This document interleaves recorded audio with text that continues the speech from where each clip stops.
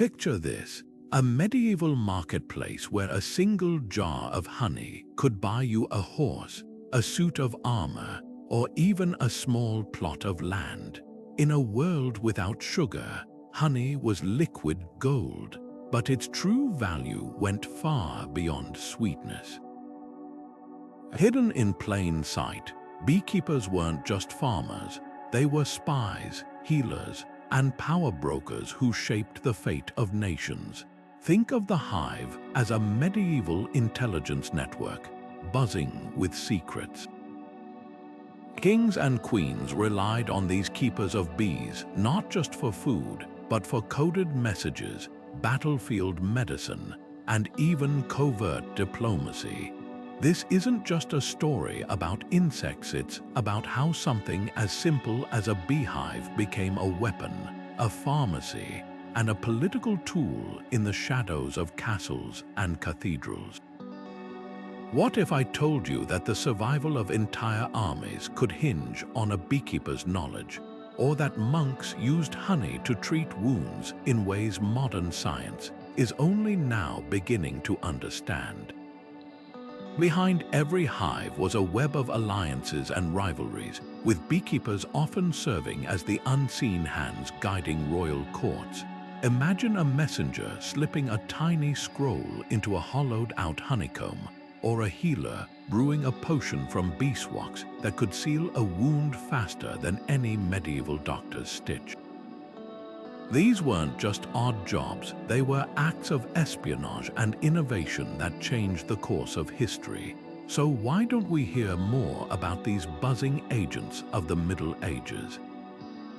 Because their work was meant to stay hidden.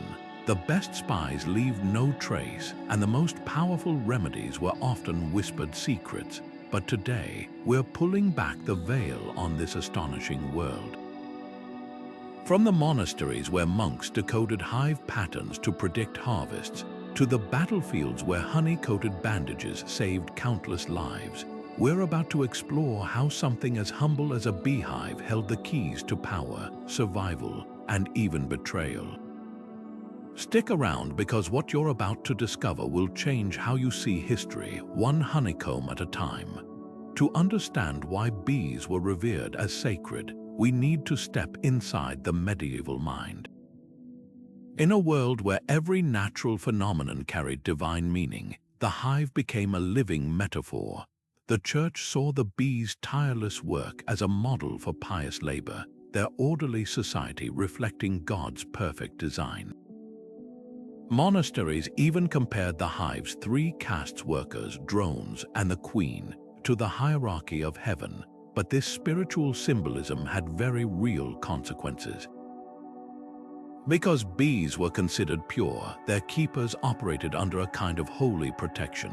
A beekeeper could cross enemy lines during wartime to tend hives, or enter a noble's private chapel to deliver candles made from blessed wax. Take the Abbey of Saint Denis near Paris, where monks trained bees to pollinate their herb gardens, plants used for everything from healing salves to inks for secret documents.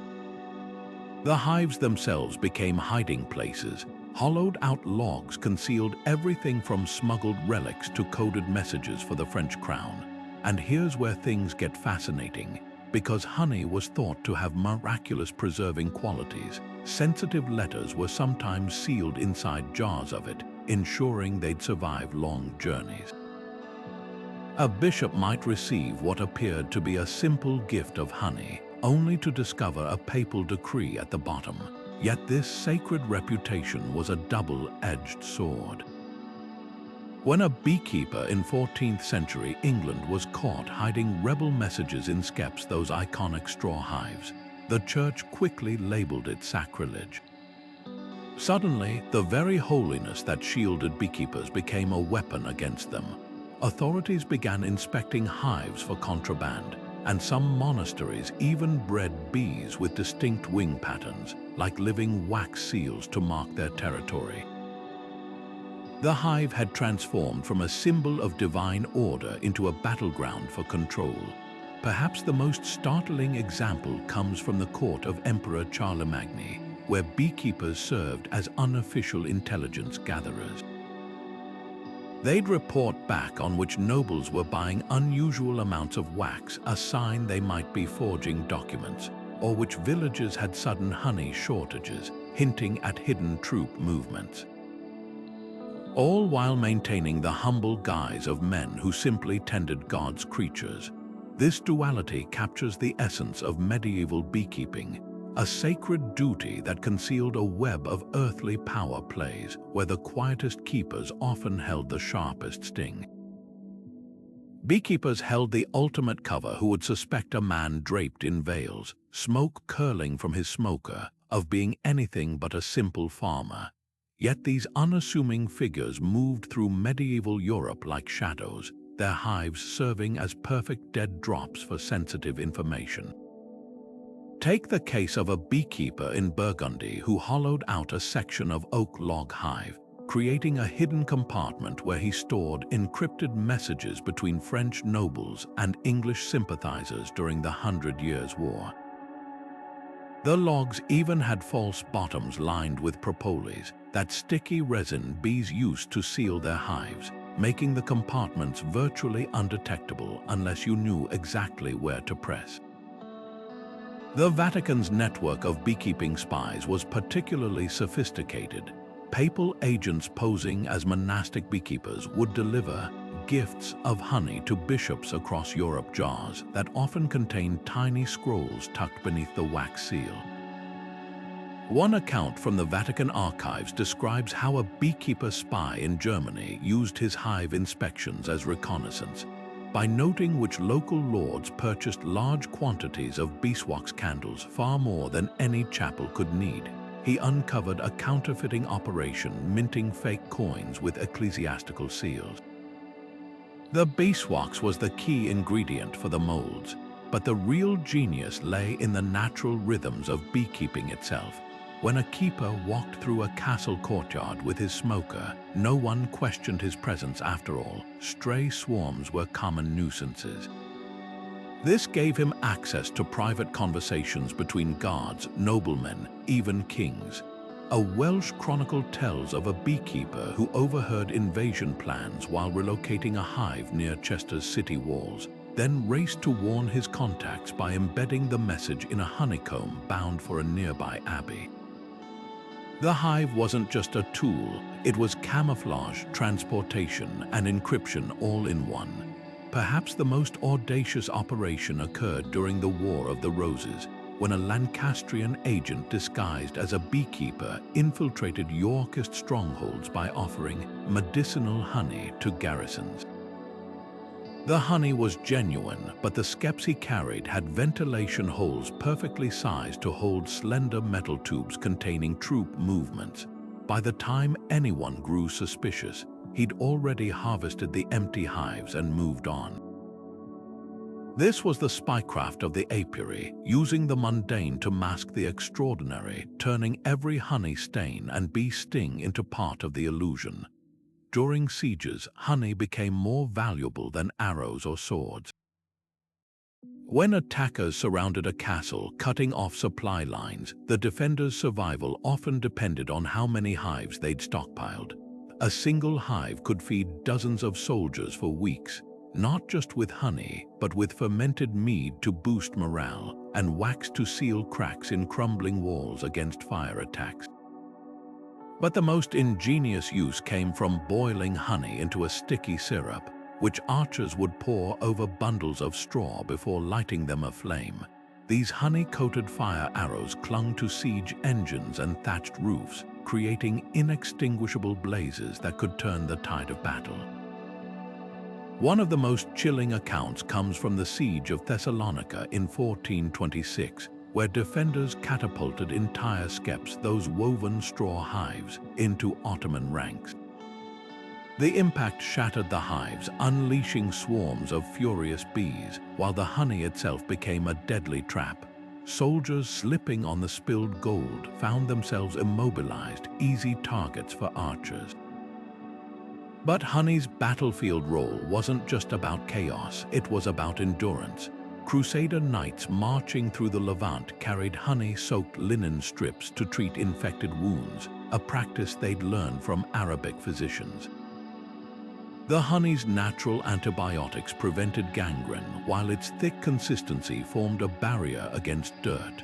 Perhaps the most surprising twist, honey became a weapon of psychological warfare.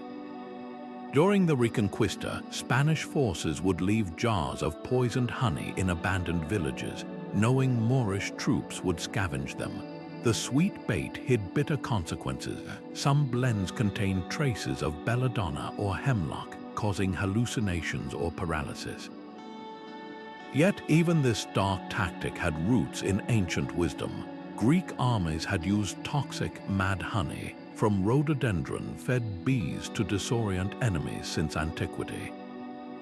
The true masterpiece of apiary warfare, though, belonged to the Teutonic Knights. Their fortress at Malbork maintained an apiary with hives trained to recognize the scent of smoked leather, specifically the leather gloves worn by their own soldiers. When invaders climbed the walls, keepers would release these night bees, who'd target only unfamiliar scents. It was biological warfare with pinpoint precision, turning the hive into a living, stinging siege engine. From nourishment to sabotage, honey proved that in medieval warfare, the sweetest resources often carried the sharpest sting. Monasteries didn't just keep bees, they ruled them. By the 12th century, religious orders had transformed beekeeping into a science, their scriptoriums producing detailed manuals on everything from swarm management to weather prediction based on hive activity. The Benedictines alone controlled over 5,000 hives across Europe, their apiaries producing more than just honey. They were factories of wax for candles that illuminated every cathedral and medicinal salves that filled monastic infirmaries. But this wasn't just about piety, it was about power. A single monastery could produce enough wax in a year to buy a small estate, and kings knew it. When Henry VIII dissolved England's monasteries, his agents didn't just seize gold crosses, they inventoried every skep, every vat of honey, knowing these were the real treasures. The Cistercians took it further. Their hives weren't just productive, they were propaganda. By breeding bees that produced unusually white wax, they created candles that burned brighter and cleaner than any others, a visible symbol of their spiritual purity. Noble families would pay triple for Cistercian light, believing these candles brought them closer to God. Meanwhile, the monks used that same wax to seal land deals and loans, their beeswax seals carrying the weight of divine authority. It wasn't uncommon for a duke to accept harsh terms on a loan simply because the contract bore the imprint of a monastery's sacred hive, but such influence came at a price. In 1482, when the Archbishop of Mainz tried to tax local monastic honey production, the beekeeping monks retaliated in the subtlest way possible. They sent him 100 barrels of honey, all deliberately fermented. The resulting sour mead ruined his banquet, humiliating him before visiting nobles. It was a lesson in medieval economics. Cross the wrong beekeeper, and even a king might find his table turned bitter. The most dramatic clash unfolded in France, where the Valois kings and the Pope fought a shadow war over monastic apiaries. When papal legates demanded French monasteries send honey tithes to Rome, King Philip the Fair countered by having his own beekeepers accidentally burn dozens of hives along pilgrimage routes. The message was clear: France's honey stayed in France. This wasn't just petty squabbling, it was about controlling a currency more stable than gold. During famines, when grain stores ran low, honey kept populations alive. During wars, wax sealed diplomatic letters that could forge or break alliances. The monks knew their hives were more valuable than fortresses, which is why the smartest among them kept secret apiaries, hidden groves where ghost hives produced untaxed, unrecorded honey, a medieval black market buzzing right under the noses of power. Perhaps no story captures this tension better than the Abbey of Cluny's great honey heist of 1361. After years of resisting noble demands for their apiaries, the monks staged an elaborate ruse. They let it be known their hives had been struck by divine blight, producing honey that turned black and foul. For months, they secretly diverted their real harvest through underground tunnels while nobles lost interest in the cursed operation. By the time the deception was discovered, the monks had traded their hidden honey for papal protection, proving that in the medieval world, sometimes the sweetest revenge was letting your enemies think they'd won. To medieval rulers, a beehive wasn't just a source of honey, it was a mirror reflecting their ideal kingdom. The French royal court under Louis IX took this symbolism to extravagant heights, commissioning jeweled hives where golden bees circled a crystal queen at the center of the banquet table. Guests would watch these living dioramas while the king's ministers lectured on the virtues of obedience, drawing parallels between worker bees sacrificing for their hive and subjects serving their monarch. But this wasn't just pageantry, it was psychological warfare. When the Duke of Burgundy challenged the French crown, his propagandists flipped the script, circulating pamphlets showing the hive overrun by greedy drones, labeled with the king's crest hoarding honey while worker bees starved. The metaphor stung because everyone understood it. The most cunning rulers weaponized this symbolism through their beekeepers. In 15th century Florence, Lorenzo de Medici employed a master beekeeper who staged public, swarm captures, dramatic displays where he'd coax thousands of bees onto a bare hand, then command them into a new hive painted with Medici heraldry. To illiterate peasants, this looked like divine endorsement, proof that even nature obeyed the ruling family. Meanwhile, Venetian diplomats gifted silver hive replicas to foreign courts, each compartment filled with honey from different city-states, a not-so-subtle hint about the benefits of alliance under Venice's leadership. But symbolism cuts both ways. During the Peasants' Revolt of 1381, rebels stormed the manor of a hated tax collector and did something shocking. They didn't torch the buildings or loot the treasury. Instead, they smashed every hive on the estate, releasing the bees while chanting, "No queen rules free men." The act was so potent that King Richard II later ordered all rebellious villages to keep double the required hives as punishment, forcing them to literally rebuild the hierarchy they'd rejected. Perhaps no one manipulated bee imagery more brutally than Vlad the Impaler. After repelling an Ottoman invasion, he displayed the captured soldiers not on spikes, but in a grotesque parody of a hive, their stiffened bodies arranged in hexagonal patterns around a central standard bearing his crest. The message was unmistakable: cross this ruler and you become mere wax in his political machine. From golden propaganda to blood-soaked warnings, the medieval hive proved that the right symbol, wielded cleverly, could be more powerful than any sword. Imagine a royal feast where the sweetest delicacy on the table could be your last meal. Medieval nobles knew this danger all too well. Honey, laced with toxins from plants like rhododendron or belladonna, became the perfect weapon for silent assassinations. Known as mad honey, this golden poison caused hallucinations, paralysis, or even heart failure, leaving victims dead before they could name their killer.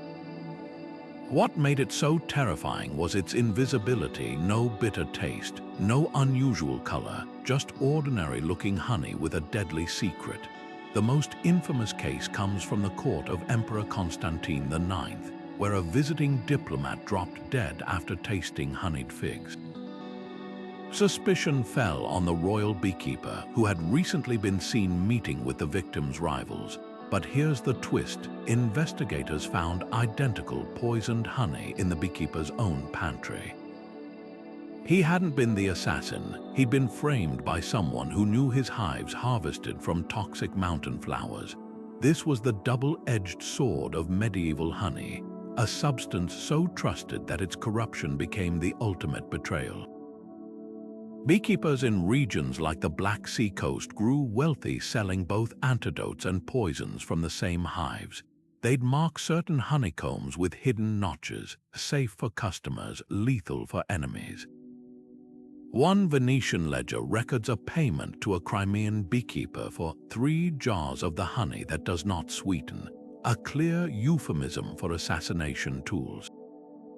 Yet these same keepers also supplied physicians with tiny doses of toxic honey to treat everything from joint pain to irregular heartbeats. The difference between remedy and weapon came down to a matter of drops. Perhaps no one exploited this duality more than the Borgias.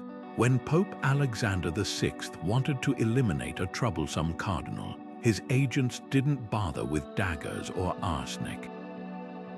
They simply gifted him a crate of honey from hives placed deliberately near oleander bushes. By the time the cardinal's servants noticed bees acting erratically, a telltale sign of toxic nectar, their master was already feverish and delusional. The perfect crime left no trail, just a grieving household and empty honey jars. But the darkest irony, some victims willingly consumed mad honey for its mind-altering effects. Norse berserkers allegedly ate it before battle to induce their trademark frenzies, while certain monastic sects used microdoses in rituals to induce visions. This blurry line between sacrament and poison made medieval beekeepers the keepers of life and death, their hives producing both the candle that lit the altar and the honey that could extinguish a life. In a world where every sweet sip might be your last, the buzzing of bees wasn't just the sound of industry, it was the whisper of unseen danger. Buried within the pages of medieval beekeeping manuals lies a secret that has nothing to do with honey or hives. At first glance, these texts appear to be straightforward guides, advice on preventing swarms, recipes for mead, diagrams of skep construction. But look closer and the numbers don't add up. Why would a 14th century manuscript list hive weights in impossibly precise fractions, or describe honey yields that defy the laws of apiculture? Because these weren't measurements, they were coordinates, dates, even names disguised as mundane records. Take the case of the Tractatus de Apibus, a seemingly innocent manual from a Bavarian monastery. Its pages overflow with bizarrely specific instructions. When the hive weighs 7 3/4 pounds in the month of May, move it precisely 2 1/8 paces east of the elder tree. Modern cryptographers realized these weren't beekeeping tips at all. They were directions to hidden meeting spots for a network of anti-imperial dissidents. The elder tree was a coded reference to a local tavern. The paces counted steps to a secret cellar where messages were exchanged. Even the weights corresponded to sums of money owed to informants. The real masterstroke, these manuals traveled freely across enemy borders. While military correspondence might be intercepted, no one suspected a tattered book of bee lore. A document from the Spanish Inquisition reveals how Moorish spies in Granada used a beekeeping text to smuggle troop movements into Christian territories. Key details were hidden in honey viscosity charts. Apparent notes on seasonal thickness variations actually marked the readiness of mountain passes for cavalry. The manual's author, a beekeeper named Ibrahim al-Nayyar, was later revealed to have been a master of steganography, the art of concealing messages within ordinary texts. Perhaps the most ingenious cipher appeared in a French manual's honeycomb illustrations. At first, the hexagonal pattern seemed merely decorative, until a curator noticed certain cells were subtly elongated. When overlaid with a cipher wheel, these distortions spelled out locations of Templar treasure caches after the order's suppression. The same technique resurfaces in a Venetian manuscript, where wax rendering instructions contained acrostics naming corrupt officials. But the ultimate proof of these manuals' dual purpose comes from an unlikely source, a trial record from 1512, where an English beekeeper named Thomas Whitaker was accused of treason. The prosecution's key evidence, his personal copy of the Husbandry of Bees, its margins filled with what appeared to be Hive sketches. Under interrogation, Whitaker confessed the drawings were actually maps of coastal defenses, with Hive frames representing artillery placements and smoke patterns denoting tide schedules. His defense, that he was merely an enthusiastic apiarist, crumbled when investigators found identical symbols in manuals owned by known French agents. What makes these texts so extraordinary isn't just their hidden messages, but their durability. Unlike oral codes or perishable scrolls, beekeeping manuals were preserved in monastery libraries for centuries, their secrets waiting patiently behind the veil of agricultural advice. Today, digital scans and spectral imaging are uncovering layers of erased text, palimpsests of espionage hiding beneath recipes for honey cakes. The next time you see an antique manual with suspiciously detailed wax melting temperatures, look closer. You might be holding a medieval spy's last dispatch. The bustling medieval marketplace wasn't just where honey changed hands, it was where whispers turned into power. Beekeepers, with their unassuming carts of honey jars and wax blocks, became the unsung couriers of Europe's shadow economy. A jar labeled clover honey might conceal a rolled parchment pressed against its interior, the message protected by a thin layer of wax that dissolved in warm water. Others hollowed out the wooden lids of honey barrels, creating false compartments for smuggled letters or even miniature books. In an era where parchment was costly and literacy rare, these keepers of bees held a monopoly on moving information unseen. Consider the case of a beekeeper named Henry Leroux, documented in the archives of Avignon. For years, he delivered honey to the papal court, until a kitchen servant noticed his jars were always slightly heavier than others. Investigation revealed he'd been embedding lead capsules in the honey, each containing transcripts of private papal audiences, the buyers, rival cardinals, and French royal agents. What made his operation so brilliant was its simplicity. Even if suspicions arose, no guard would risk ruining precious honey by dumping it out for inspection. But the real black market thrived in monastic apiaries. Cistercian monks developed an ingenious system where the wax seals on honey shipments contained tiny indentations, a code indicating which barrels held contraband. A single scratch might mean heretical text inside, while 3 dots signaled payment received. These seals were so subtle that even if intercepted, the honey appeared untouched. One surviving account from Toulouse describes how a merchant received a barrel with a peculiar wax seal, only to discover beneath the honey a complete copy of Dante's Divine Comedy, a forbidden text in that region at the time. The scale of this trade became alarmingly clear during the Albigensian Crusade, when authorities raided a Cathar stronghold and found not weapons, but an apiary with hives modified to store scrolls. The bees themselves became unwitting accomplices, their constant activity masking the sound of papers being inserted or removed. Meanwhile, in Moorish Spain, Jewish and Muslim beekeepers used honey's natural acidity to preserve fragile inks on smuggled manuscripts, ensuring philosophical and scientific texts survived the flames of censorship. Who orchestrated this honeyed web of secrets? Often, it was the beekeepers themselves, literate men who moved between worlds, equally comfortable in a duke's kitchen or a scribe's workshop. Some were paid in gold, others in promises of land or protection, but the most powerful brokers answered to no one. They understood that in an age where information was scarcer than spice, controlling its flow made them indispensable. A beekeeper could topple a lord by accidentally leaving a honey jar where rivals might find it, its contents revealing treasonous correspondence. the system's fragility was its genius.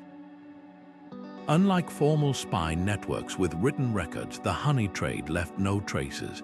Messages dissolved in tea, wax seals melted for reuse, and the keepers themselves, if caught, could plausibly claim ignorance.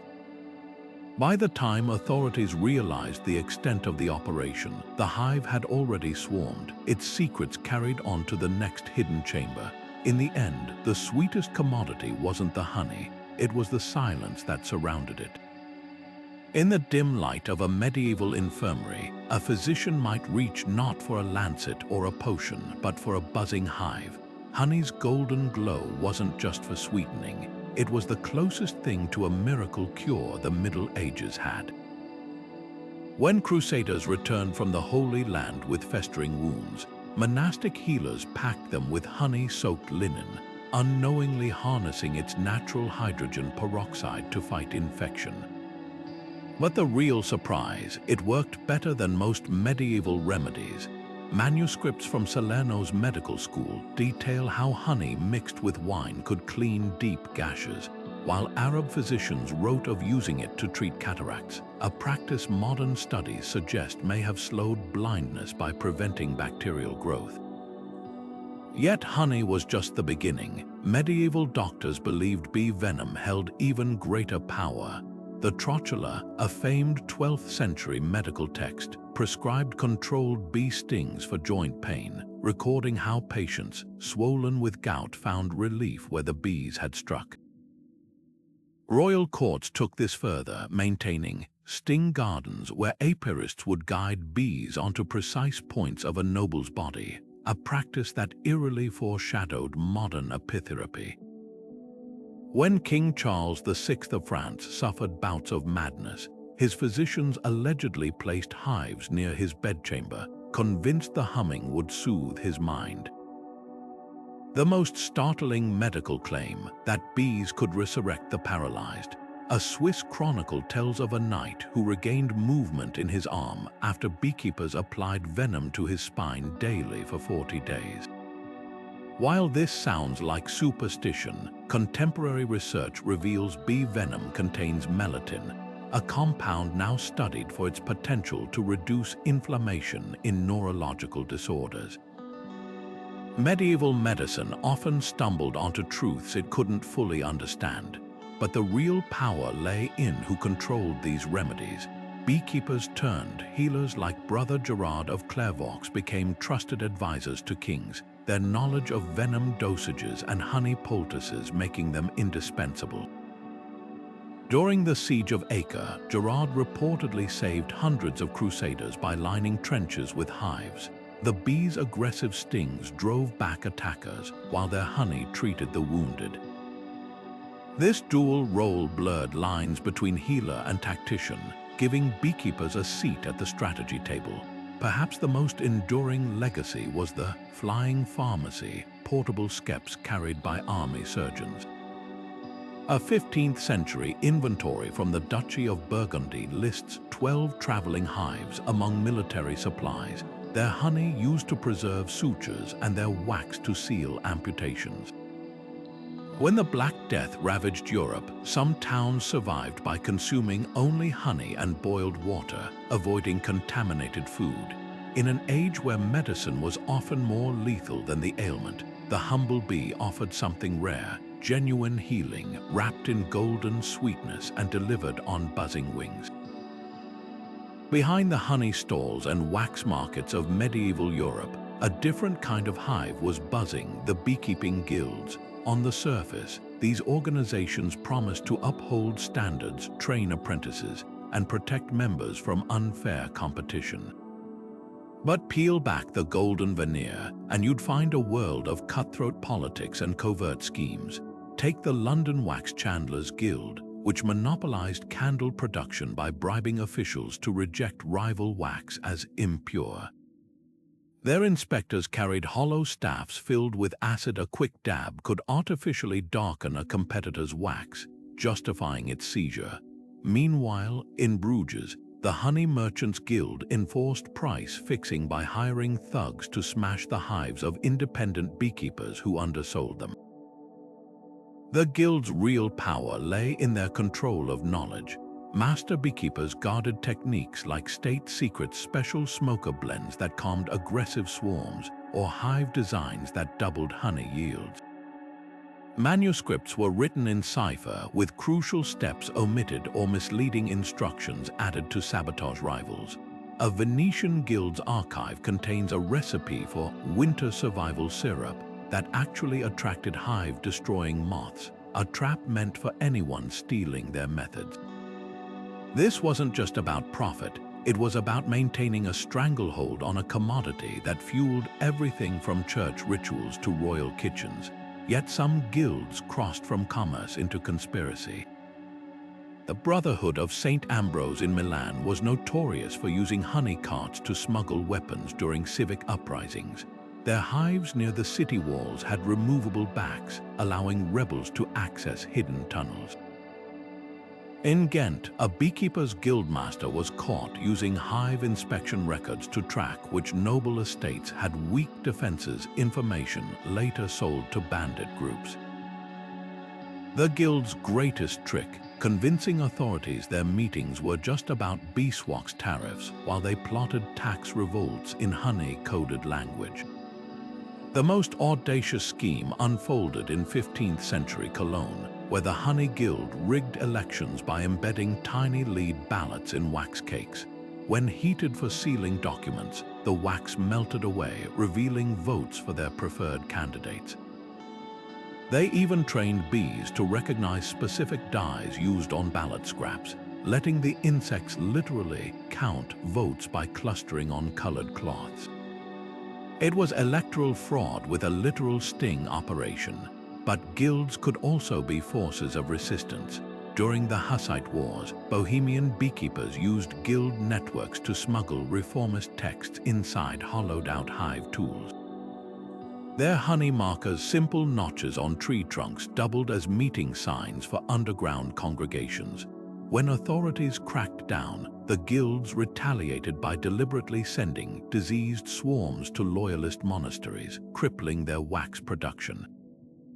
This wasn't just business, it was rebellion with honey on its lips and revolution in its hive. What made these organizations so dangerous was their invisibility.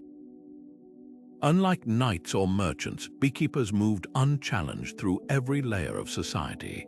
A guild member could be tending hives in a king's garden one day and passing secrets to rebels the next, all while maintaining the harmless facade of a simple tradesman.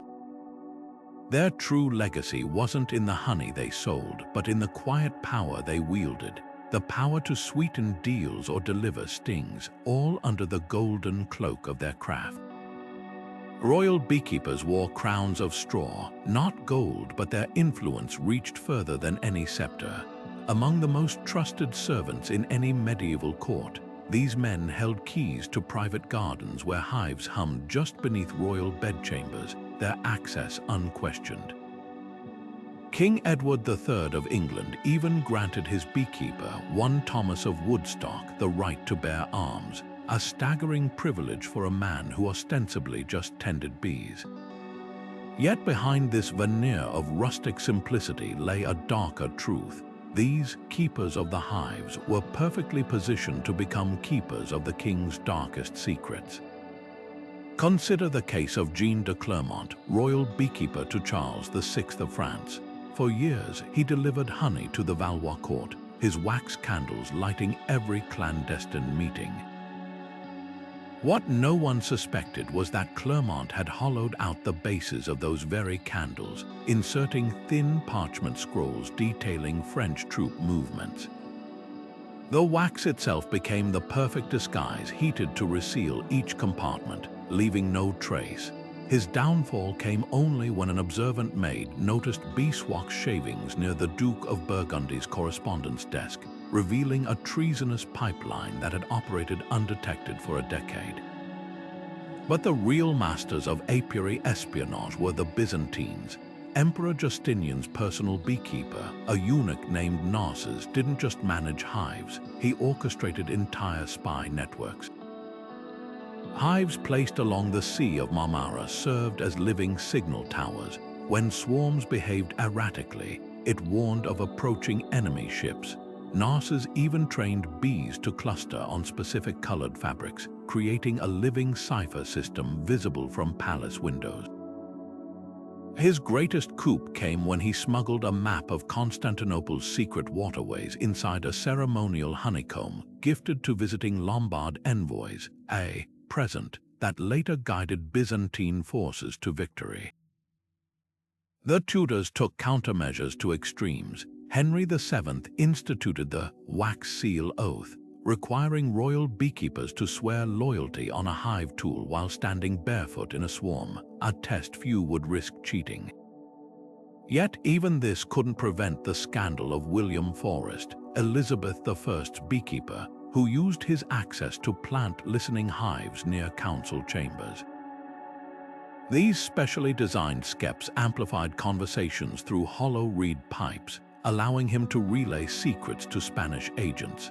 His method was only uncovered when a gardener noticed bees behaving oddly near political meetings, their flight patterns disrupted by the vibrations of voices. Perhaps the most audacious royal beekeeper of all was Sigismund of Luxembourg's man, János the Hungarian. Dispatched to monitor rebellious nobles, János concealed an entire armor-piercing crossbow in a mobile apiary cart. The weapon's bolts were disguised as hive tools, its drawstring woven from beeswax-coated hemp that melted when heated, leaving no evidence. His true genius lay in timing. Assassinations always coincided with swarming season, when agitated bees provided cover for the twang of released bowstrings. It took a beekeeper from a rival faction to spot the subtle modifications to János' hives, proving even the cleverest schemes could unravel under a fellow apiarist's scrutiny. What made these royal beekeepers so dangerous wasn't just their access, but their invisibility. In an era where armed guards watched every doorway, no one thought to search the man carrying honey cakes or adjusting a skep. Their tools, smokers, veils, even the bees themselves became instruments of deception. A hive placed near an open window wasn't just producing honey, it was recording conversations in the vibrations of its combs. A gift of mead wasn't just a courtesy, it was a carrier for slow-acting poisons. While kings worried about traitorous nobles, the real threat might have been the unassuming figure in the garden, patiently tending the hives and quietly dismantling the throne from within. Beeswax was the perfect crime. In an age when a noble's seal meant more than a signature, the ability to replicate it in wax could rewrite history. Master beekeepers didn't just harvest honey, they harvested trust, then twisted it. Take the infamous case of the false Baldwin, a pretender who claimed to be the long-dead Count of Flanders in the 13th century. His conspirators included a beekeeper who'd studied the Count's seal so meticulously, he could press replicas from memory using wax tinted with crushed lapis lazuli to mimic the original's distinctive blue hue. For months, Baldwin issued decrees and gathered followers, all under the authority of waxen lies. The real artistry lay in the details. Forgery wasn't just about stamping wax, it was about mastering its behavior. Skilled counterfeiters knew how to blend beeswax with resin to mimic the brittleness of aged seals, or add minute amounts of iron filings to recreate the metallic sheen of a royal signet.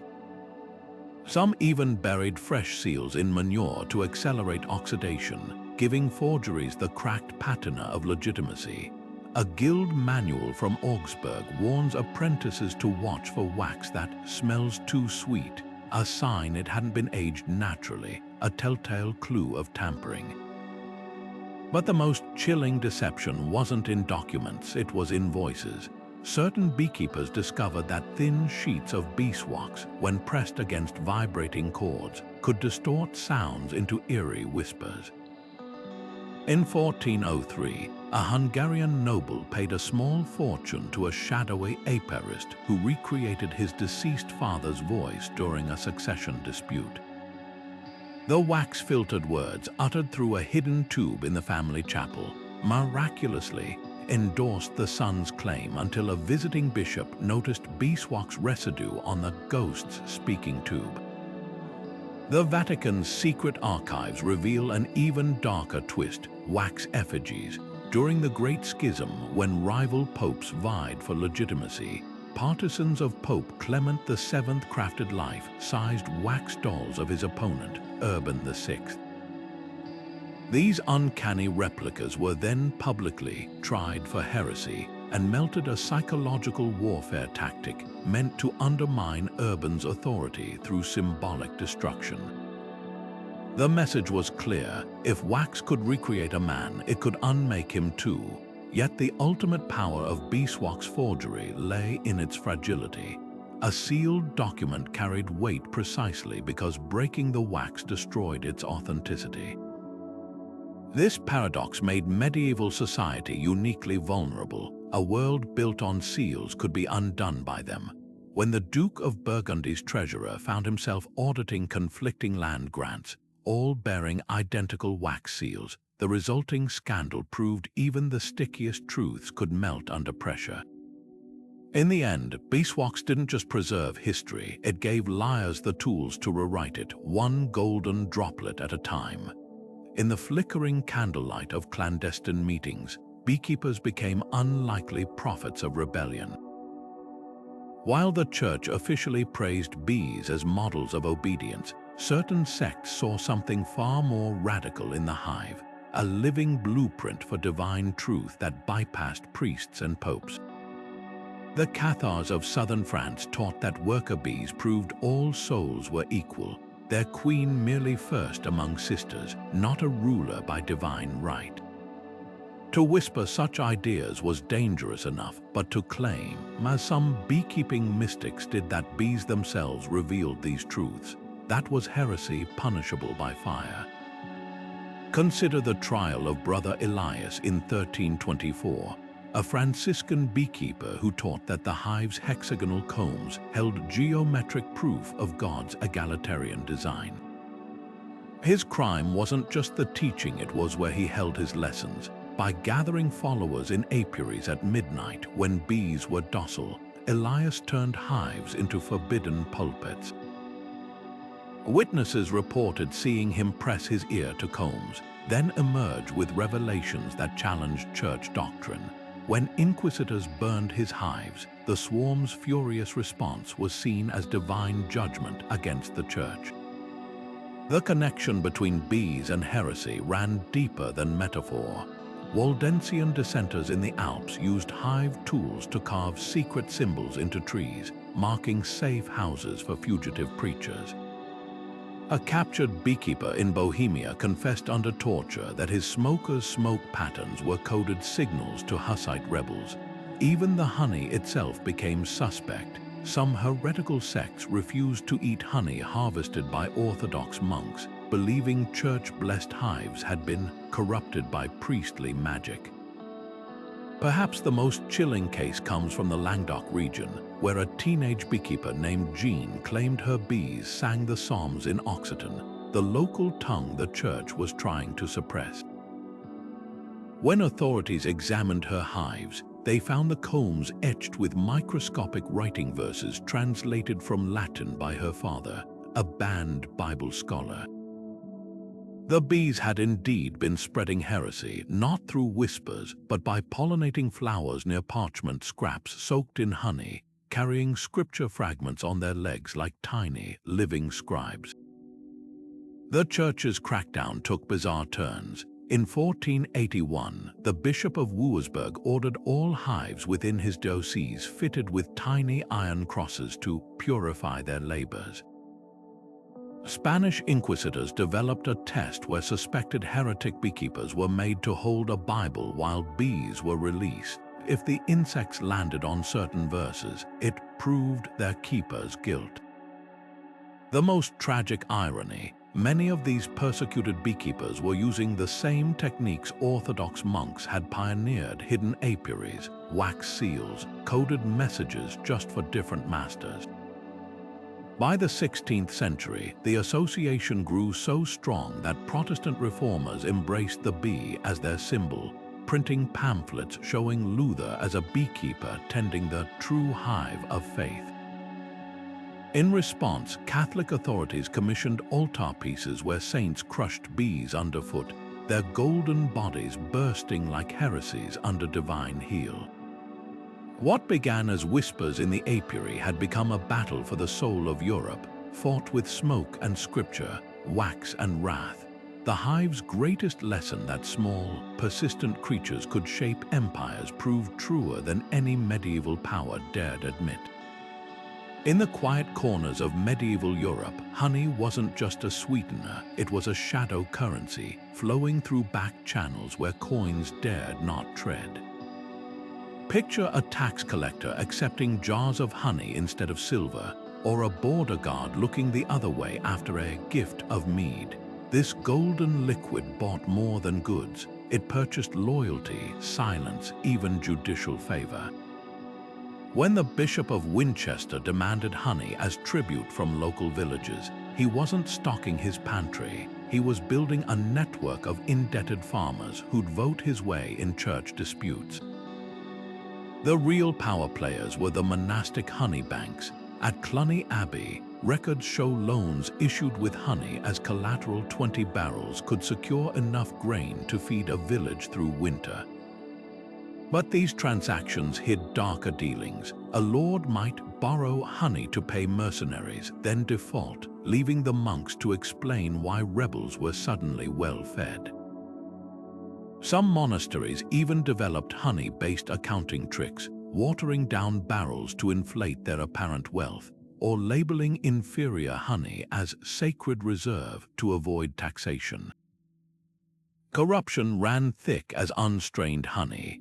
In 14th century Florence, a scandal erupted when officials discovered tax assessors taking bribes in the form of bee rentals. Wealthy landowners would borrow hives from the city's apiaries just before inspections, making their estates appear more productive than they were. The scheme unraveled when a beekeeper noticed his bees returning with pollen from flowers that didn't bloom in Florence's season. But the most audacious honey economy thrived in the Baltic, where the Teutonic Knights established a near monopoly on wax and honey trade. Their honey roads became smuggling routes for everything from amber to stolen relics, with hollowed-out honeycombs hiding contraband.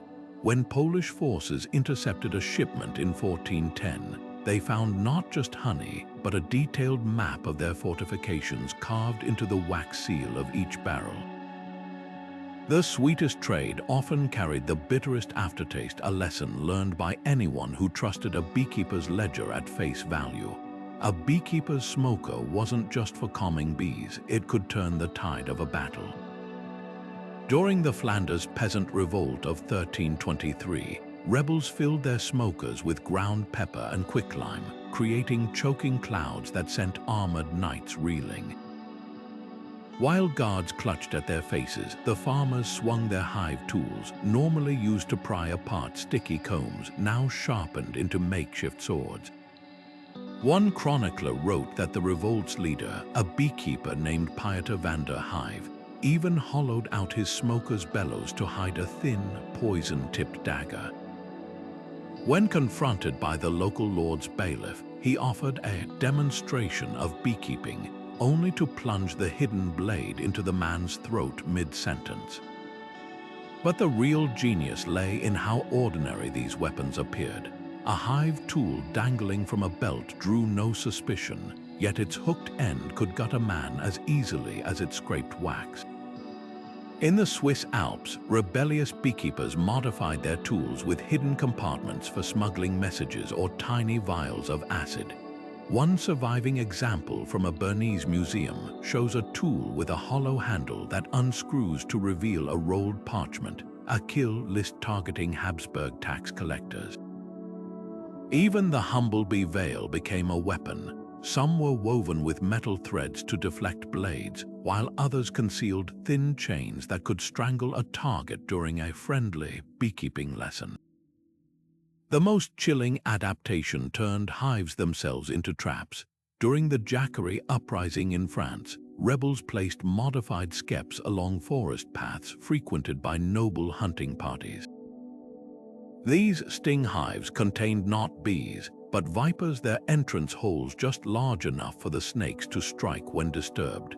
A Milanese mercenary's diary describes finding one such hive after his comrade collapsed from a bite, the inside smeared with honey to keep the serpents docile until the moment of attack. Yet perhaps no weapon was as psychologically devastating as the bees themselves. Welsh rebels under Owain Glyndwr allegedly tied flaming straw to captured hives and catapulted them into English encampments. The result wasn't just burning tents, but swarms of enraged bees attacking anything that moved.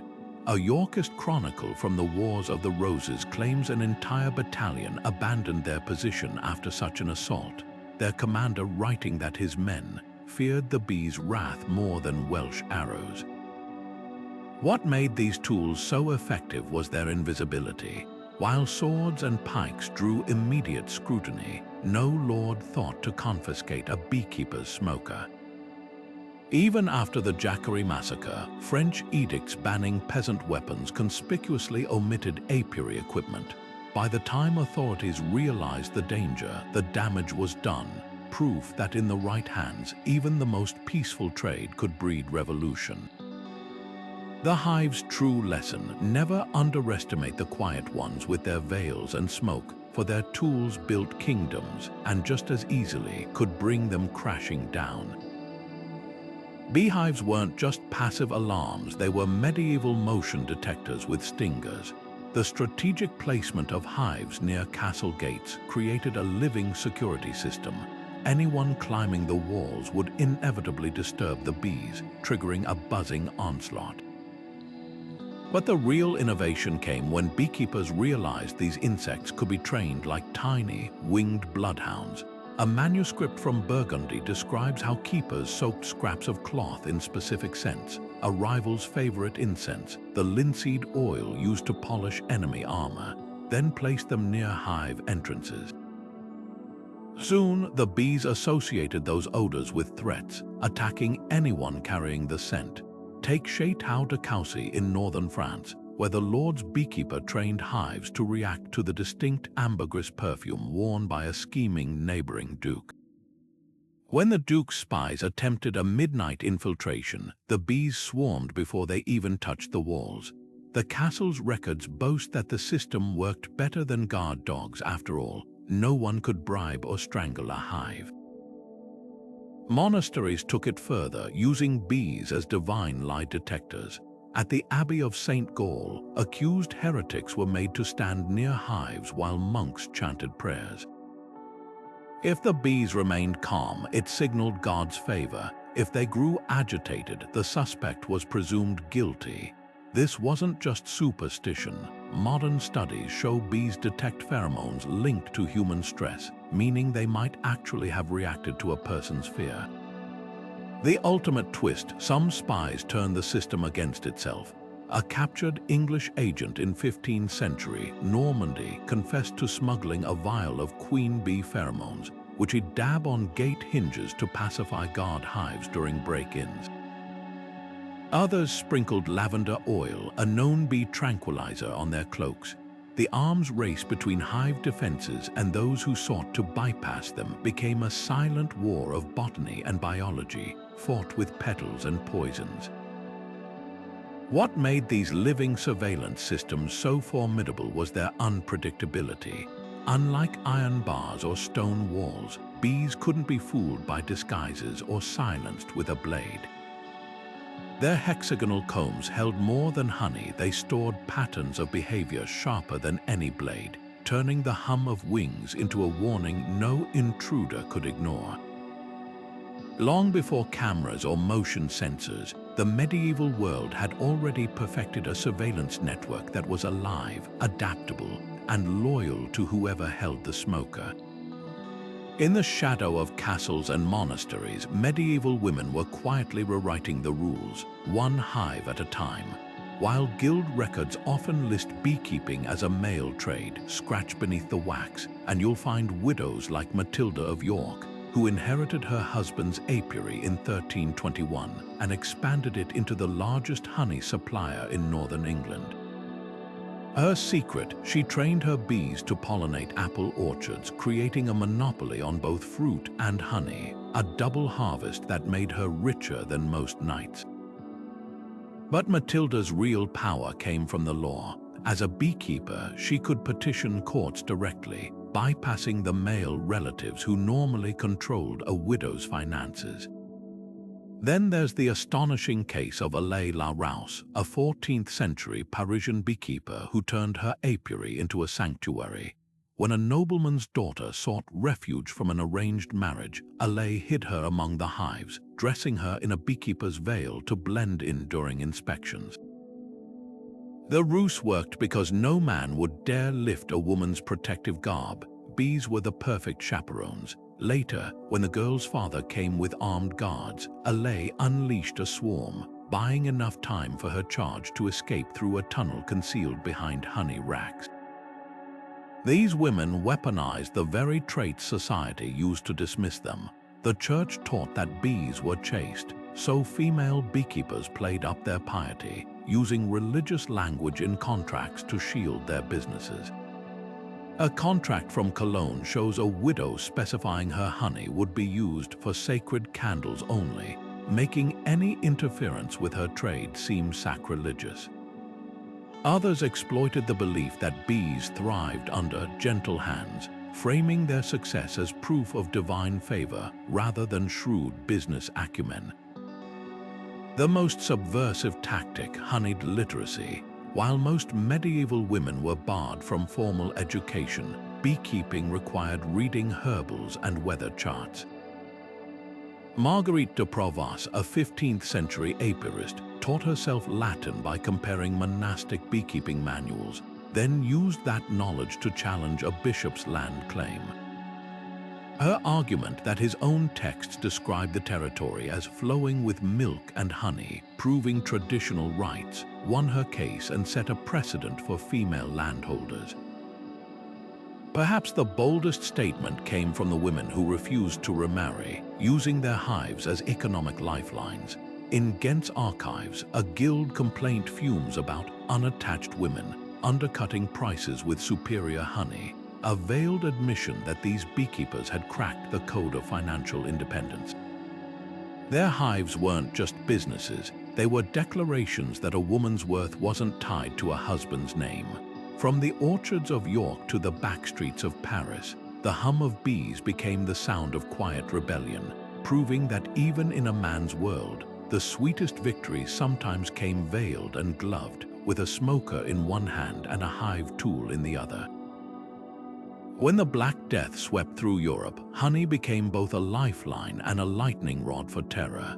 As cities emptied and graveyards overflowed, desperate survivors latched onto two conflicting beliefs: that beekeepers held the secret to surviving the plague, or that they'd somehow caused it. In Milan, a frantic mob burned an entire apiary after a rumor spread that its honey contained ground bones of the dead.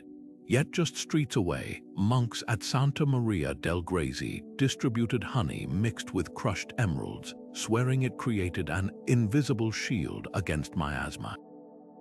This was the paradox of the medieval apiarist during pandemic. Revered as a healer one day, hunted as a poisoner the next, the hysteria wasn't entirely baseless. Physicians noticed plague deaths were lower in regions where people consumed more honey, unaware that its natural antibiotics might have fought secondary infections. But when a beekeeper in Avignon survived after treating himself with propolis salves, the church declared it a miracle, then promptly accused his neighbor of bewitching the hives to kill others. Such contradictions tore communities apart. In England, a woman named Agnes Honeyford was paraded through York as a saint after her honey poultices saved a nobleman's children, only to be drowned as a witch months later when the plague returned. The real turning point came when cities began weaponizing bees. Venetian health officials placed hives along quarantine barriers, believing agitated swarms would deter escape attempts from infected ships. Parisian doctors prescribed plague mead, honey fermented with garlic and rue, while simultaneously ordering the arrest of any beekeeper whose clients died. The duality reached its peak in Nuremberg, where the city council paid beekeepers to maintain public apiaries as medicinal suppliers, then executed those same keepers if too many citizens perished. Yet from this chaos emerged unexpected innovations. A Flemish apothecary discovered that honey-coated masks prevented caregivers from inhaling death vapors, foreshadowing modern antiseptic barriers. Monks on the Isle of Wight recorded that bees avoided plague corpses, leading to the first documented use of insects as disease detectors. Even in devastation, the hive offered clues, if anyone dared to listen. The plague's darkest legacy for beekeepers wasn't the accusations or the violence, but the stolen knowledge.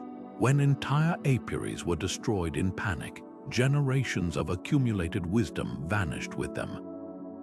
A single surviving manuscript from Montpellier laments the loss of the honey of the North Blue flowers that once eased plague headaches, its recipe known only to an old keeper burned with his hives. In death, as in life, bees held up a mirror to humanity's best and worst, capable of nurturing miracles or justifying atrocities, all from the same golden comb. The alchemist's workshop wasn't just filled with bubbling flasks and cryptic symbols, it buzzed with life. Hidden in the corners of these dim, smoke-filled chambers stood ornate hives, their inhabitants unwitting participants in humanity's oldest obsession, the quest to turn base matter into gold. Medieval alchemists became convinced bees were nature's ultimate alchemists, transforming simple flower nectar into golden honey. If they could unlock the hive's secrets, perhaps they could replicate the process with metals. The eccentric Swiss alchemist Paracelsus even wrote that bees danced upon the air as atoms dance in the philosopher's stone, their wings stirring the very essence of transformation. One of the most bizarre experiments came from the notebooks of Heinrich von Nördlingen, a 15th-century German mystic who claimed to have bred philosophers' bees by feeding them mercury-laced sugar water. His journals describe hives that glowed faintly at night, producing honey that left metallic streaks on wooden spoons. While modern science dismisses this as fantasy, recent soil tests near his abandoned apiary revealed startlingly high levels of gold particles, likely from alchemical waste that contaminated the flowers his bees foraged. Did von Nördlingen stumble onto something, or was his honey simply picking up residue from his failed experiments? The truth may lie somewhere between delusion and discovery. The real fascination wasn't just the honey, it was the wax. Alchemists prized beeswax as the perfect vessel for their work, believing its purity could contain volatile reactions. Coded manuscripts from the court of Emperor Rudolph II describe wax seals that changed color when exposed to true gold, acting as primitive chemical detectors. More intriguingly, some alchemists used honeycomb patterns as templates for their apparatus, arranging glass vessels in hexagonal arrays to mimic the hive's sacred geometry. A surviving sketch from John Dee's lost notebooks shows a distillation device modeled after a queen bee's chamber, complete with tubes resembling antennae. But the most tantalizing clues come from failed experiments. When archaeologists excavated a ruined Augustinian monastery in Bohemia, they found hives lined with thin sheets of copper and zinc, a crude attempt to create metallic honeycomb for alchemical reactions. Nearby, a cryptic journal entry dated 1523 boasts of creating the green lion's honey, likely referring to a primitive electrolyte solution that could have produced faint electrical currents. Were these beekeeping alchemists centuries ahead of their time, or were they simply seeing miracles in mundane chemical reactions? the answer might lie in their methods rather than their myths. Modern research has confirmed that bees can indeed concentrate trace metals from their environment into honey, a process called bioaccumulation. In areas with naturally occurring gold deposits, honey has been found to contain microscopic gold particles. While no alchemist ever succeeded in brewing a hive-to-gold transmutation, their obsession with apiaries wasn't entirely misguided. The hive's true alchemy wasn't turning lead into gold. It was transforming the invisible into the tangible, one drop of nectar at a time. Perhaps that's why so many alchemical manuscripts feature bees hovering at the margins of their elaborate illustrations, not as symbols of industry, but as silent witnesses to an eternal truth. Real transformation requires patience, precision, and a touch of magic qualities every beekeeper knows well. The philosopher's stone might have been a fantasy, but the philosopher's hive, that was real all along. When Geoffrey Chaucer described a busy hive in the Canterbury Tales, his medieval readers didn't just see insects at work, they glimpsed the hidden architecture of their own world. On the surface, his bees embodied harmony and industry, mirroring the idealized feudal order, but scratch that golden surface and the metaphor turns acidic. Those same bees, organized yet expendable, toiling for a queen they never see, could just as easily reflect the exploited peasantry. This was the genius of medieval poets. They wrapped rebellion in honeycomb, knowing the powerful would taste only sweetness while the disenfranchised sensed the sting.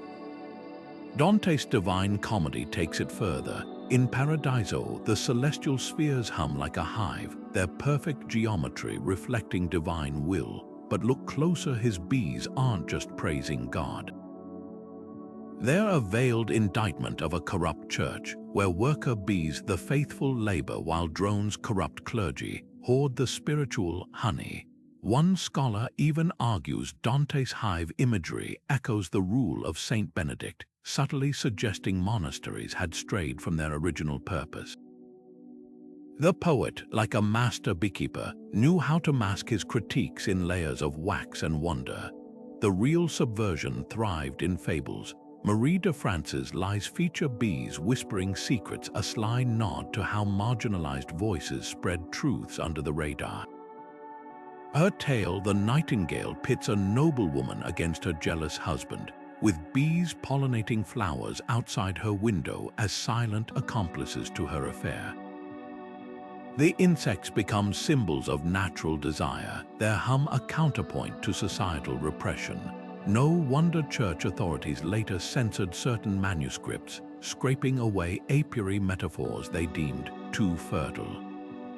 But the boldest example comes from an anonymous romance of the rose scribe who inverted the hive's hierarchy entirely. In his version, the bees overthrow their queen, declaring, "No single bee holds heaven's mandate." The passage was promptly inked over by censors, yet traces remain beneath ultraviolet light, a literal palimpsest of dissent. These writers weren't just describing hives, they were smuggling radical ideas past the gatekeepers, using bees as furry little Trojan horses. Perhaps the most telling detail, the recurrence of swarming in these texts. While nobles saw chaos in a swarm, poets framed it as natural succession, the moment when bees, like oppressed subjects, outgrow their confines and seek new horizons. Every buzzing wing carried a question. If bees could defy their ordained roles, why not humans? The hive's greatest gift to literature wasn't its order, but its quiet potential for revolution, one stanza at a time. A golden bee emblazoned on a knight's shield wasn't just decoration, it was a silent declaration of hidden talents.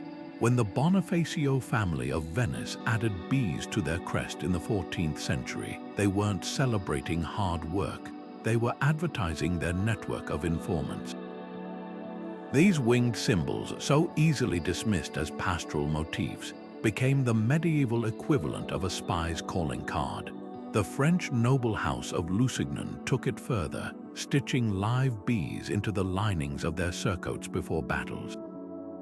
When struck by an enemy blade, the torn fabric would release a swirling, stinging distraction, a literal shock or tactic centuries before modern warfare coined the term.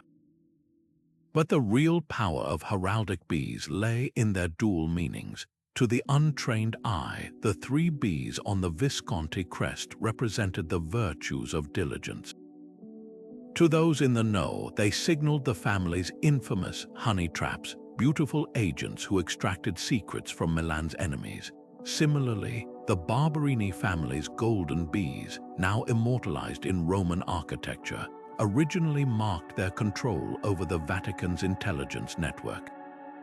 Pope Urban VIII didn't just admire bees. He weaponized their imagery, commissioning armor etched with hexagonal patterns that doubled as cipher keys for papal messages. On the battlefield, bee motifs became psychological warfare. English longbowmen at Agincourt reported seeing the Duke of Burgundy's bee-crested knights advance through a cloud of actual bees, later revealed to be hollowed-out helmets filled with agitated insects, released at the charge's climax. The Hussite rebels went darker, painting hives on their shields to taunt crusaders. Come closer and feel our sting. The most ingenious deception belonged to the Teutonic Knights, who designed armor with articulated bee-wing pauldrons. These movable metal plates weren't just decorative, they clicked like insect wings when the wearer moved, creating an unnerving chorus of metallic buzzing in dense forests. Combine that with visors shaped like monstrous bee faces, and you have one of history's first examples of sonic terror tactics. Yet for all their battlefield bravado, these symbols concealed deeper secrets. X-rays of a surviving bee-crested breastplate in Vienna revealed honeycomb-shaped compartments behind the emblem, perfect for smuggling maps or poison vials.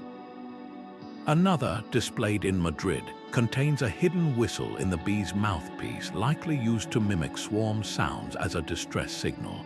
Even in plain sight, the bee's true purpose remained veiled, proving that in medieval warfare, the most effective weapons were those everyone saw but no one truly understood. What began as aristocratic vanity became a complex visual language.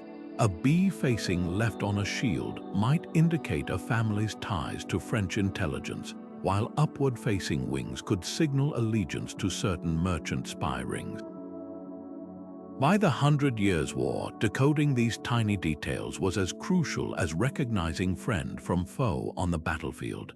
The Hive's greatest lesson to nobility wasn't about industry. It was about the power of symbols to conceal even as they proclaimed, to whisper secrets in the guise of shouting glory.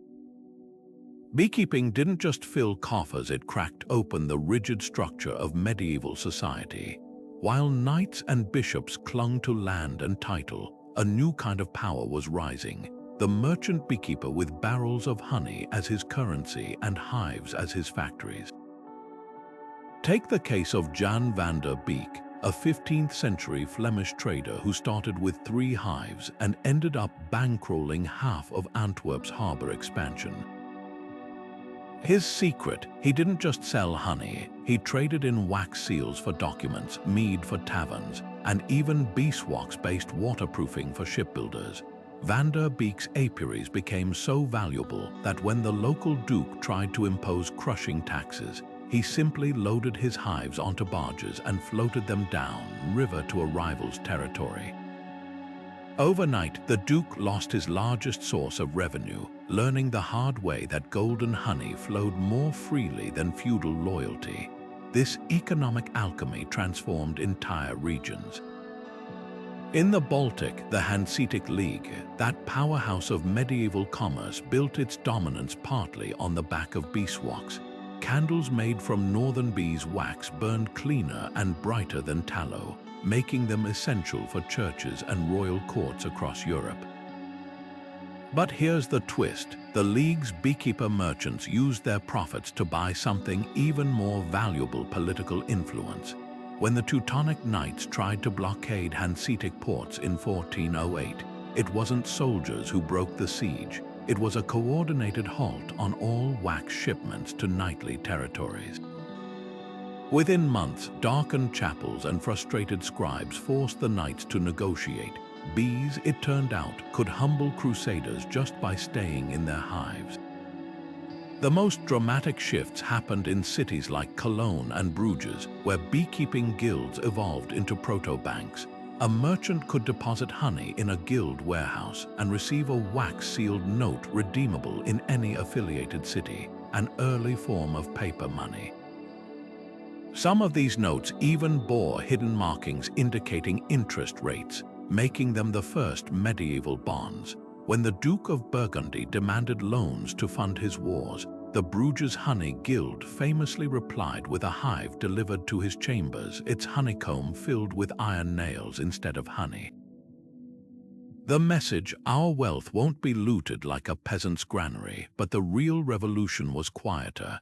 As beekeepers grew wealthy, they began funding ventures that had nothing to do with honey. The voyages of exploration that mapped the African coast, many were backed by Lisbon's wax merchants, the early printing presses that spread new ideas. Their ink often relied on beeswax as a binding agent, giving apiary investors a stake in the information age. Even the Peasants' Revolt of 1381 found its financial muscle from an unlikely source: secret donations from London beekeepers who smuggled gold coins inside hollowed-out hive tools. What made these merchants so dangerous to the old order wasn't just their money, but their mobility. Unlike land-bound nobles, a beekeeper could pack his hives and vanish overnight, taking his wealth and skills to friendlier lands. When the French crown imposed harsh tariffs, entire apiary communities simply migrated to Flanders, leaving behind ghost orchards and empty markets. This wasn't just commerce, it was a slow-motion coup conducted with smoke and veils instead of swords. By the time the aristocracy realized the hive's power, the workers had already flown, leaving behind a society where gold could grow on wings, and the sweetest revenge was prosperity. The executioner's apiary was no ordinary honey farm. It thrived in the shadow of the gallows. In towns like Nuremberg and Toulouse, the man who wielded the axe often kept hives near the scaffold, collecting what locals called dolomel, or sorrow honey. This wasn't just macabre branding, it was rooted in a chilling belief. Medieval executioners claimed bees fed near places of suffering produced honey that could absorb anguish, creating a substance capable of easing grief or even curing madness.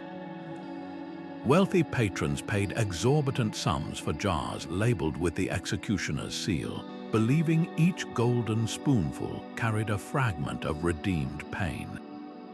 But was there more to this than Gothic folklore? Modern science offers an unsettling hint. Bees do incorporate environmental compounds into their honey, including minute traces of adrenaline and cortisol from human sweat. In an era before psychology, could executioners have unwittingly harnessed a placebo effect so potent it blurred the line between remedy and ritual? A 15th century ledger from Bruges lists sales of sorrow honey to a convent, where nuns used it to calm hysterical patients, with reported success. Even skeptics couldn't deny the eerie pattern.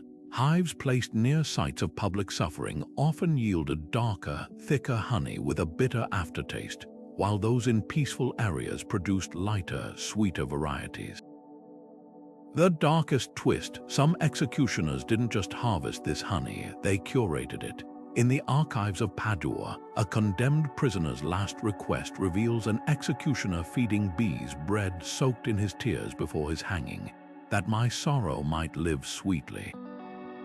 Other accounts describe keepers placing hives near prison windows, as if the bees could eavesdrop on final confessions and distill them into something sacred.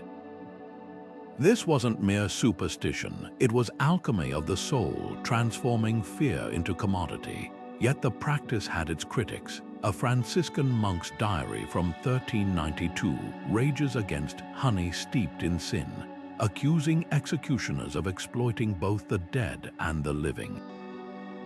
His solution, burn the hives. Some towns took this further, banning sorrow honey altogether until plague years, when desperate citizens clamored for its rumored protective powers.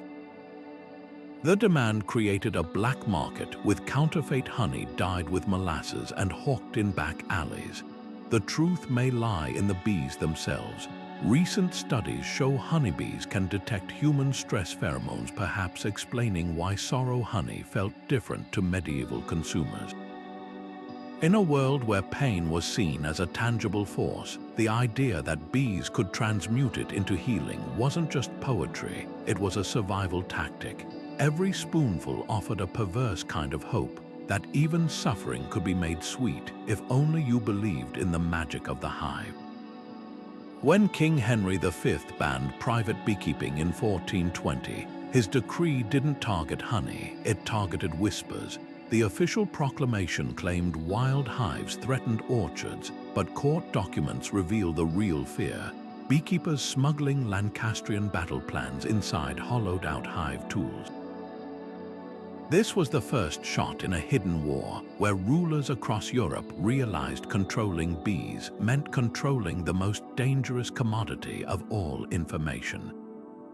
The Byzantine Empire had set the precedent centuries earlier, mandating all hives within Constantinople's walls bear imperial seals. But medieval monarchs took it further, transforming apiaries into surveillance hubs. In French-controlled Burgundy, officials installed hives along major roads, not for honey, but because agitated swarms revealed nighttime travelers, rebels moving under cover of darkness. The ban sparked ingenious resistance. Bavarian beekeepers developed ghost hives disguised as hollow church statues, their bees entering through carved saintly mouths. Venetian merchants painted skeps to resemble wine barrels, stacking them in plain sight on docks. One smuggler's ledger from Cologne lists bribes paid to cathedral architects for designing bee-friendly, gargoyle stone mouths wide enough to accommodate hidden hive entrances. The most audacious scheme unfolded in Bohemia, where Hussite rebels kept hives inside abandoned silver mines, using the natural warmth to sustain colonies through winter while miners' tunnels served as smuggling routes. State-controlled apiaries became battlegrounds of sabotage. Royal beekeepers in England reported mysterious swarm failures, where queens vanished overnight, later discovered to be an underground network stealing prized breeding stock.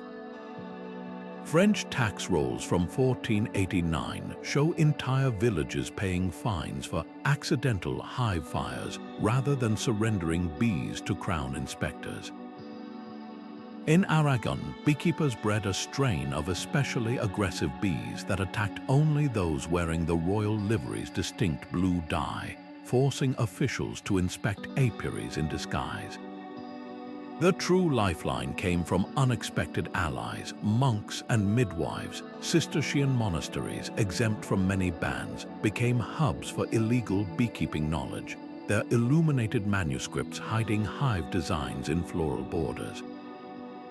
Midwives carried starter swarms in birthing baskets, exploiting the superstition that bees brought good fortune to newborns. A Nuremberg trial record describes one woman caught with a miraculous birthing pillow that hummed, its stuffing replaced with a queenless cluster of docile bees ready to colonize a hidden hive. Even the bees themselves resisted. Chroniclers noted wild swarms increasingly favored urban niches, bell towers, chimney stacks, the thatched roofs of banned booksellers, places where human hands could discreetly harvest their bounty. In an ironic twist, the very laws meant to control beekeeping pushed it into the shadows, making surveillance impossible.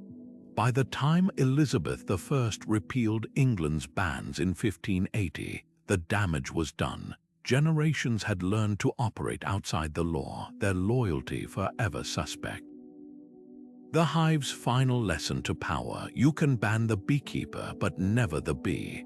From the monastery to the battlefield, the medieval world was shaped by bees and those who kept them.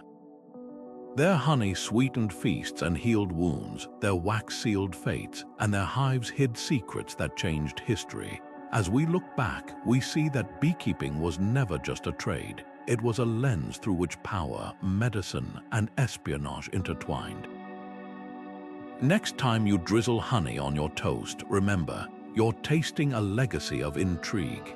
If this deep dive into the hidden world of medieval beekeeping fascinated you, don't forget to like, subscribe, and let us know in the comments, what other forgotten histories should we uncover? The past is always buzzing with stories waiting to be told.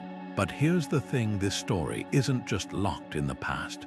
The echoes of medieval beekeeping ripple into our modern world in ways you might not expect. Take the word honeypot, used by intelligence agencies today to describe traps for spies. That term didn't come from nowhere. It's a direct descendant of medieval beekeepers who hollowed out hives to stash secret messages. Even the phrase, busy as a bee, carries a darker edge when you realize those workers weren't just making honey. They were unwitting accomplices in espionage, their combs serving as encrypted files long before computers existed. And consider modern medicine. Scientists are now rediscovering what medieval monks documented centuries ago, that certain types of honey, like manuka, have astonishing antibacterial properties. Those honey-soaked bandages crusaders used weren't just folk remedies, they were early antibiotics, their effectiveness only now being fully understood. The hive's pharmacy, it turns out, was centuries ahead of its time. Yet the most enduring legacy might be in how we understand power itself. The medieval hive taught rulers and rebels alike that control isn't always about force. Sometimes it's about controlling the flow of information, the sweetness of deals, or the sting of betrayal. In an age of digital surveillance and encrypted messages, we're still playing out the same games, just with different tools. So the next time you hear the hum of bees in your garden or spread honey on your breakfast, pause for a moment. You're not just interacting with nature, you're touching a thread that connects you to spies, healers, and power brokers who shaped the world from the shadows. History isn't just written in scrolls and stone, it's etched in wax, whispered in the buzz of wings, and preserved in golden drops of honey. The story of bees is, in the end, the story of us, our ingenuity, our hunger, and our endless fascination with the secrets humming just beneath the surface. If uncovering these hidden layers of history excites you, hit that like button. It lets us know you want more deep dives into the past's untold stories. Drop a comment below. Which historical mystery should we decode next? And of course, subscribe to join us as we keep peeling back the centuries, one astonishing revelation at a time. The hive of history never stops humming. You just have to know where